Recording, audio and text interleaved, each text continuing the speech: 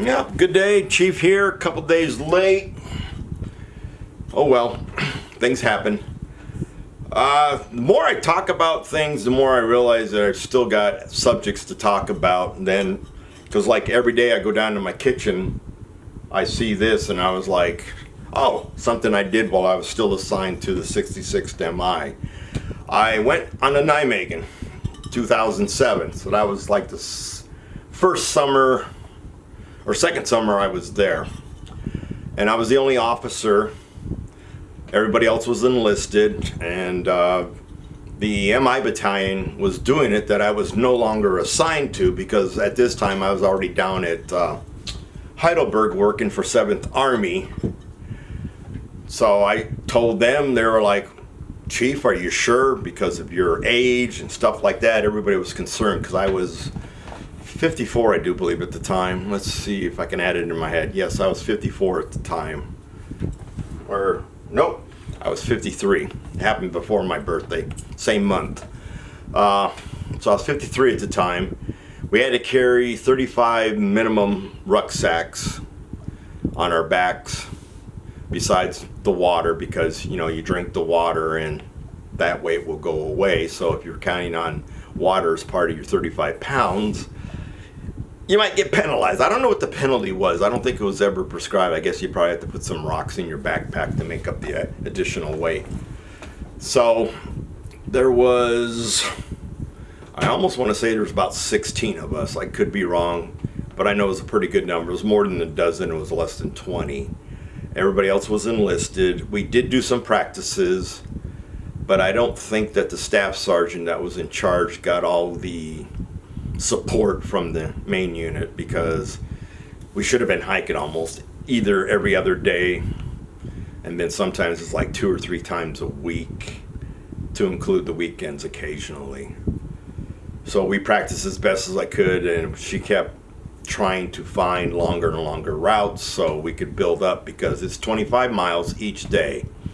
It's kind of strange that, you know, here we are in a country that has the metric system, but yet this is a 100-mile march, 25 miles for each of the 4 days to add up to 100 miles. And it's been going on since, I think, World War I, if not a little bit before that. So we got a couple vans. We drove up there as a unit. We were, I think we were the only unit. There were some individual American soldiers that also showed up. They kind of formed a group amongst themselves, but then again, a lot of them walked individually. Now, there was no restriction that we had to march the whole 25 miles, but it was highly encouraged. But like I said, we didn't march as often as we should have, so we weren't fully prepared. There were a lot of British students from the academies, and they were about like 20-person squads, and they were fairly well mixed. They were like half boys and half girls. I mean, yeah, they were teenagers, but they weren't full soldiers yet. And there were probably about a dozen of those groups, so that was kind of encouragement too, because we would pass them occasionally, and sometimes they would pass us. So the first day we did march as a group as best as we could, and we finished as a group, but it was a killer. It's hot, and I had a little bit of a heat exhaustion, so I had to put a towel around my neck and to cool me off constantly. I was pouring water on it, and the staff sergeant was concerned about me, because we're not carrying you home, Chief. And I'm like, don't worry, I'll make it. So I made it the first day, and I think that's also the first day. The first day was when we got to a checkpoint to get our backpack or our rucksacks weighed, and he was weighing the rucksacks and looking at our registration cards for this march. And he looks at me and he goes, hey, Chief, you don't have to carry 35 pounds. I go, what? He says, yeah, you're 53. That's the age limit.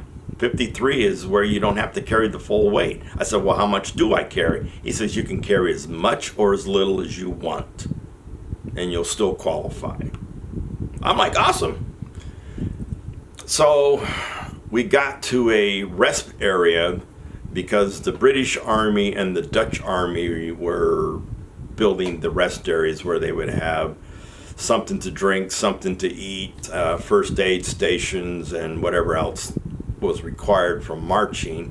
Mostly for the military members. I don't know what very few civilians were on those places, if I remember correctly, because otherwise it would have just been packed with civilians. And there were more civilians than there was military personnel all combined. I mean, it was like thousands and thousands of Dutch people were marching, and it's a different route every day. So we get to a place where the British are running it, and I had two 10-pound bags of C&H sugar. And I pulled the sugar out of my backpack, and I gave it to one of the soldiers. I said, hey, go talk to one of the British mess tents and see what you can get for this. Now, I don't know what kind of sugar they have in England, but he came back with extra stuff. I mean, extra goodies, I think we got some really good Danish and pastries and stuff like that to eat. Everybody else was walking around with just simple donuts and Kool-Aid. We got all kinds of good stuff. And he goes, Chief, he says, you should have heard those guys. He said they were just aghast to get that stuff. It was like giving them gold. I said, really? He goes, yeah. He said they thought they were getting bags of gold because I guess their British sugar sucks. So I don't know.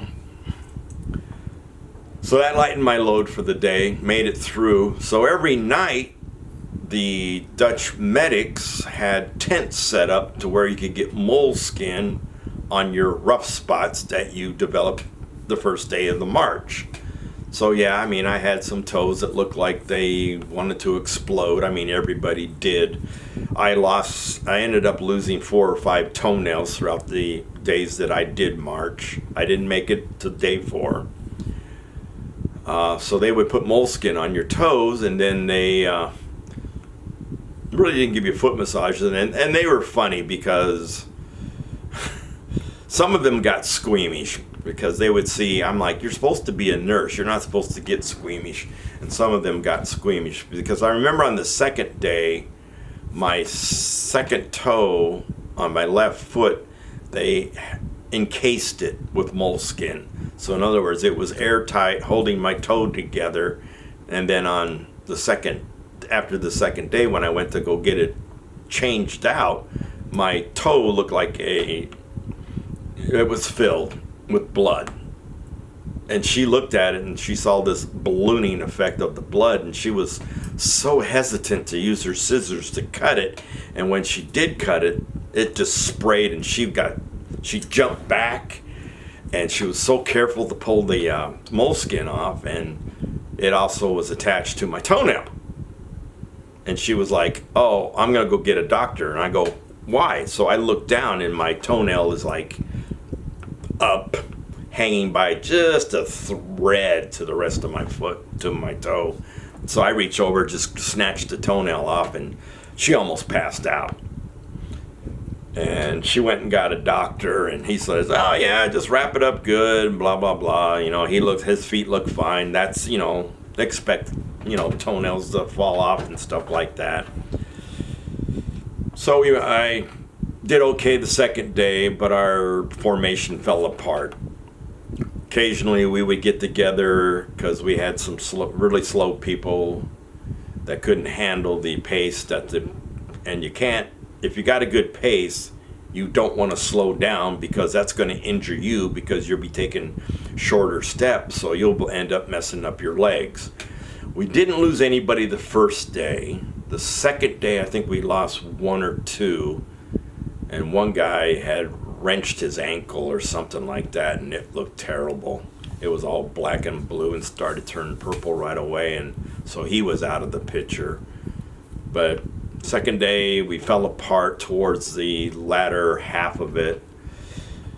And the third day is the roughest. The third day is where you have to climb the hills. Yes, there are some hills in Holland, and there's these hills are mostly around Nijmegen, where we're marching, because like I said, it's a different route every day, and they're not that steep, but when the first 2 days you're walking flat, and then all of a sudden the third day, been walking 50 miles already, so now you're doing the third day, and those hills, you could see, it was even the civilians, you're moving really slow up that hill, you get to the crest of it, and then you go down, and there was one that was a really good valley, and it was like, okay, we're going down, get to the bottom, and then you're headed right back up, and it was probably a short distance. It was probably less than a kilometer, and that one was a killer because the next hill was steeper and higher, and even the staff sergeant, she gave up trying to keep a formation on the third day. It was that bad.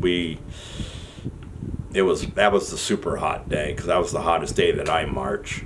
Because when I got back to get my feet resurfaced for the moleskin and all that, lost another toenail I think that night, and one of my toes looked really bad. So she called the doctor over again, and he saw the veins on the side of your ankle, and he looked at those, and he pointed them out to me, and some were red, some were blue, and some were purple. And he looked at me and he goes, Chief, he says, if you march tomorrow, you might end up with blood poisoning. So I highly recommend that you do not march the final leg.